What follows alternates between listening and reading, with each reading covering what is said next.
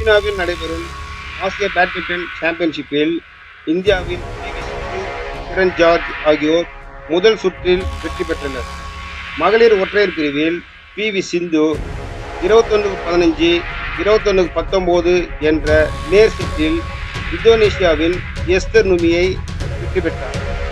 ஆடவர் ஒற்றையர் பிரிவில் கிரண் ஜார்ஜ் 21-16, 21-8 என்ற நேர் செட்டில் கஜகஸ்தானின் டிமிட்ரி பனாரினை தோற்கடித்தார். அதேபோல் பிரியன்ஷு ரஜாவத் 20-22, 21-12, 21-10 என்ற கேம்களில் கன்போன் வாங்சரோனை வெளியேற்றினார்.